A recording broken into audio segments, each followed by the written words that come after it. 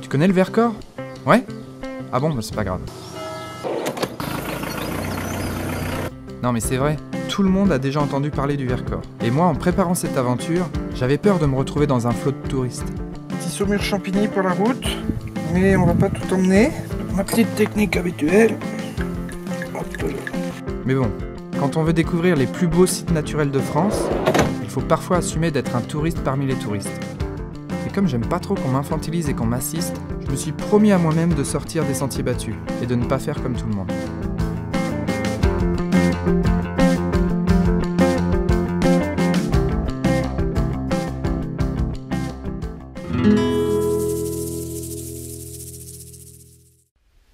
Bon alors là ça y est, on part. On dit au revoir au petit van là-bas. Donc on part pour 3 jours et 2 nuits dans les hauts plateaux du Vercors. En fait le Vercors, c'est la réserve naturelle terrestre la plus grande de France. Niveau sauvagitude on est pas mal. Et c'est déjà un cul-de-sac là? Ah non. Le Vercors, il y a le GR91 qui le traverse. Et en gros la première moitié nord est cool. La deuxième moitié vers le sud est super sauvage. Donc moi quand j'ai lu ça je me suis dit direct fais-toi la moitié sud. C'est dingue les réserves naturelles, ce qui est impressionnant c'est que en fait c'est plus un cimetière à arbres qu'une forêt quoi. On a l'habitude des forêts toutes pimpantes, mais là des fois c'est chaotique quoi, c'est vraiment... on laisse la nature se démerder toute seule. 1% des forêts de France sont des forêts comme ça naturelles qu'on laisse se démerder toute seule, où on intervient vraiment très peu.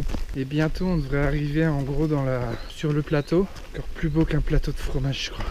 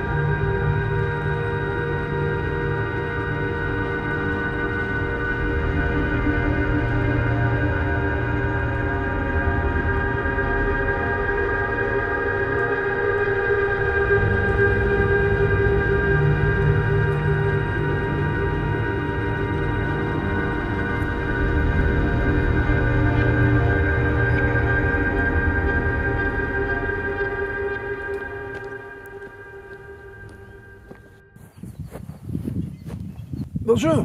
Là on se fait une petite pause à la grande cabane. Mais en gros il y a des bergers qui habitent là. Donc on peut pas y aller. Donc là, un petit goûter au pâté. Donc le gîte de grande cabane ça ressemble à ça. Et là je cache le Vémont. C'est le point culminant du Vercors. Point culminant. Donc voilà les hauts plateaux du Vercors là. Là on est à Grand Cabane. Et moi je veux qu'on aille ici, à la cabane de Prépéré. 3 heures pour faire 3 quarts. Dans 1 heure, on est là-bas. Et dans 1 heure, il est 19h. Et 19h, c'est l'heure de l'apéro. Bah allez, on se met en route.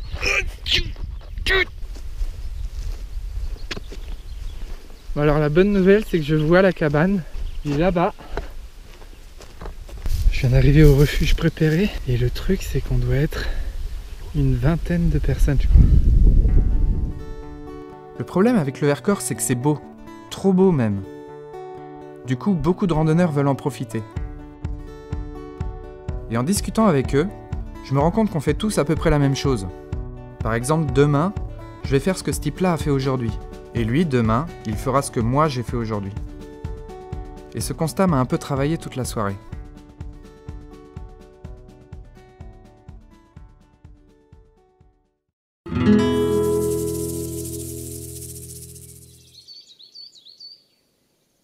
Qu'on parte à l'autre bout du monde ou juste à côté de chez soi, est-ce que c'est vraiment une aventure si au final on se retrouve à faire comme tout le monde?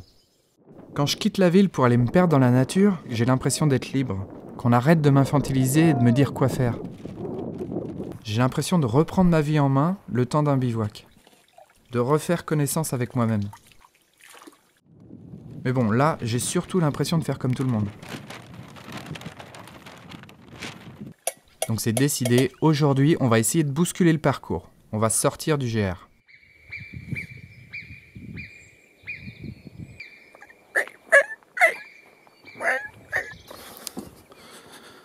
Donc en gros, le refuge, ça se présente comme ça. Là, on peut coucher à 4, 2 en haut, 2 en bas.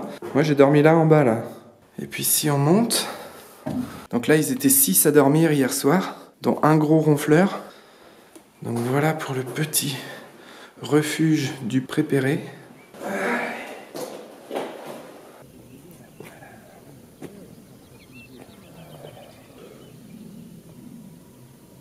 Donc là, on est reparti de la cabane du Prépéré et on se dirige vers le Chaumayou.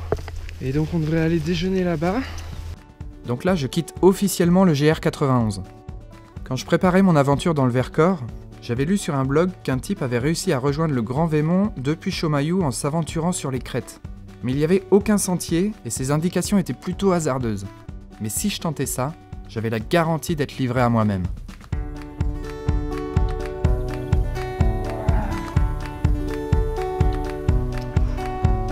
Ça va faire 3 heures que je marche. Depuis Prépéré, il y a de la neige, c'est marrant. Et là, on est arrivé à Chaumayou.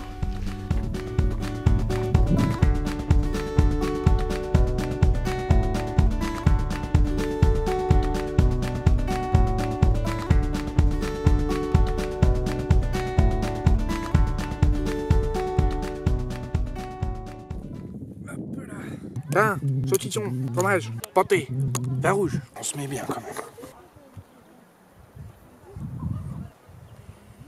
Et donc ça là, ce que vous voyez dans le fond, avec la croix, en fait c'est un monument, un mémorial pour les résistants qui étaient dans le Vercors.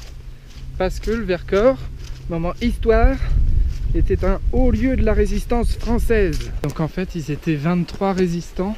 Ils se sont fait attaquer par des Allemands qui les ont encerclés. Et donc ils ont résisté, mais ils sont partis se réfugier dans cette grotte là. Et ils se sont fait défoncer. Ah oui d'accord, putain c'est petit quoi. Donc en gros sur les 23, il y a les 8 morts là. C'est des mecs qui étaient blessés et qui se sont comme il fait un leur jour pour pas se faire attraper quoi. Et donc les 18 autres qui étaient encore en vie et complètement encerclés là, ils ont réussi à tenir jusque dans la nuit. Et dans la nuit, il y a eu de la brume. Et les mecs, ils ont foncé vers les Allemands dans la brume. Enfin, foncé. À mon avis, ils y ont été à pas de chaton, quoi. Et ils ont réussi à se barrer et à sauver leur peau, quoi. Mais quand t'es dans une grotte comme ça, t'es encerclé par des Allemands et que t'as 18 ans, 21 ans, 24 ans, et que tu vois tes potes se buter et... Putain, c'est... Voilà, quoi. Ça... On n'a pas les mêmes problèmes, hein. Bon alors Jean-Marie raconte de la merde. C'est pas cette grotte là en fait. C'est cette grotte là. Hop. 22, 23, 24 juillet 44. Je suis pas super en avance pour aller là où je veux dormir ce soir. Et il y a un type ce matin, il m'a dit si tu t'écartes de Chaumayou, il y a un point de vue de débile mental. Donc bon, on verra si ça vaut le coup. Je crois que c'est par là-bas. Donc voilà, il faut que je regrimpe encore des trucs là. Bon, je crois qu'on arrive à un potentiel point de vue là. Oh putain. Oh putain la vache.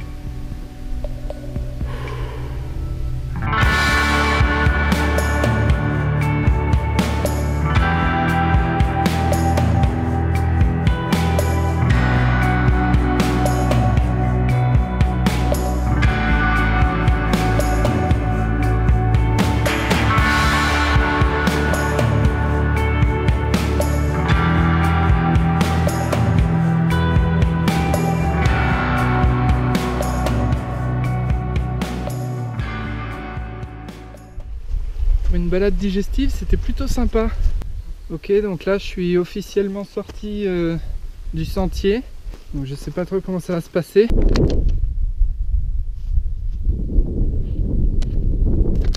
En gros, qui est machin.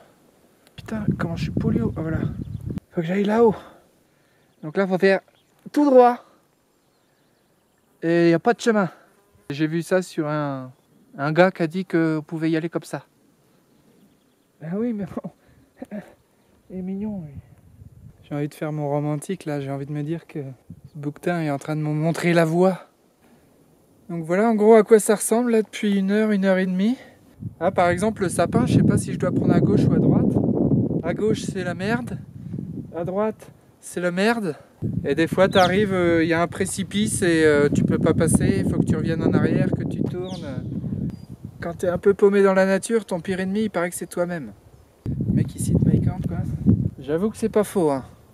J'avoue que tu te dis, bon là, si je tombe, si je me casse une patte, si j'ai plus d'eau, si je me perds... Ça mouline un peu dans la tête, donc c'est assez marrant. De toute façon, il faut que j'aille au nord et que je marche au nord et point barre. Donc voilà, bah allez, on va aller marcher au nord.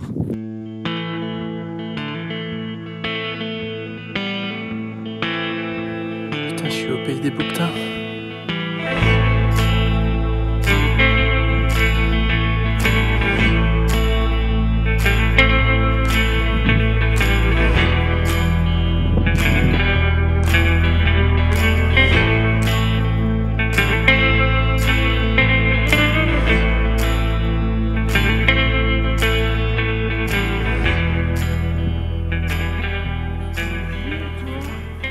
C'est le Mont Aiguille, ça. Un des trucs les plus connus du Vercors, je pense. C'est vachement beau. On l'a vu tout à l'heure et là on le voit de l'autre côté. J'ai presque envie de dormir là, moi, et de pas aller à la cabane. Voilà, le paysage a un peu changé, hein. Ça y est, j'ai retrouvé le sentier. Grâce à la neige, je ne suis plus perdu. Et j'ai trouvé la fontaine. On va se faire un petit bain nordique. Ouh, Talasso, hammam.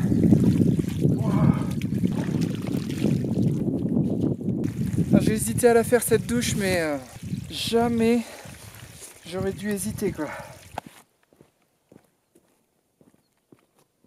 J'ai bon espoir de voir la cabane incessamment sous peu.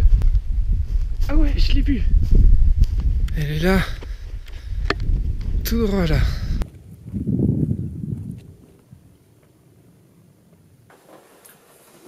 Donc ça c'est ripo aux pâtes. C'est pas mal. Un petit vin rouge.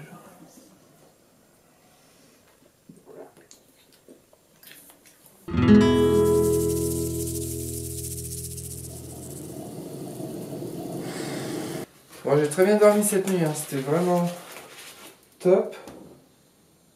Donc voilà, là aujourd'hui, dernière étape.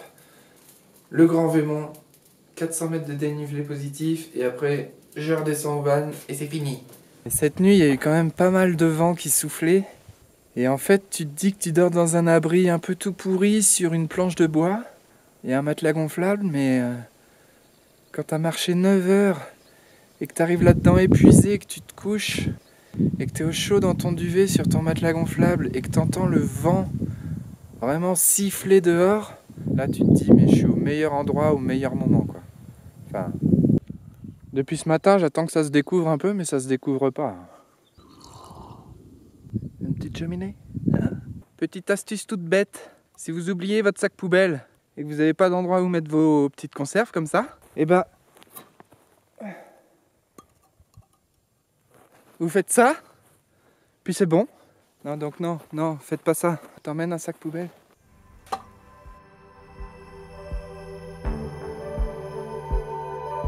Donc ça y est, c'est mon dernier jour.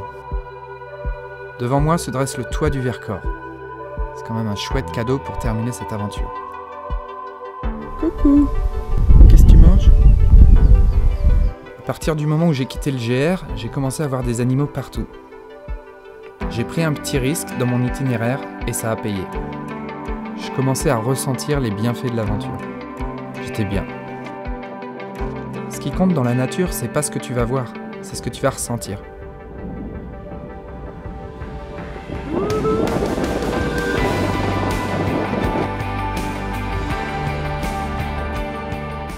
On raconte rarement à ses proches ce qu'on a vu dans un voyage.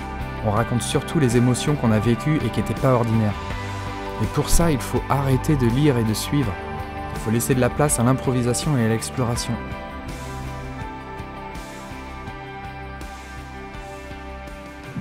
Mais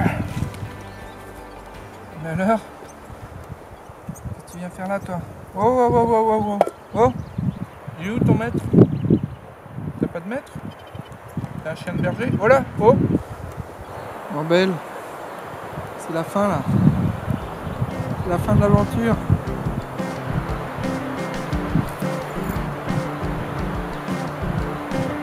Moi, je pense qu'on devrait tous se faire au moins une fois par an un trip de 2-3 jours vraiment dans la nature. Et tous les ans se dire ah tiens, qu'est-ce qu'on se fait cette année? Vas-y, on se fait le Vercors, vas-y, on se fait les Pyrénées, vas-y, on se fait la Bretagne, j'en sais rien. Si au moins mes vidéos pouvaient participer à vous donner envie, une fois par an, de vous barrer 2-3 jours dans la nature. Putain. On va où, Belle?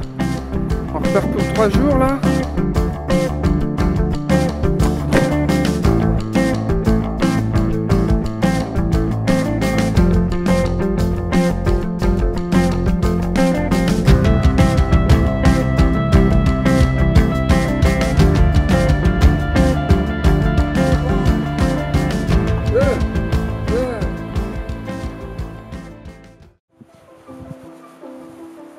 Allez, clique. Là, la petite case là. Vas-y, appuie. Bon, si t'as pas le temps, abonne-toi à ma chaîne, puis on se revoit plus tard. Allez, bisous.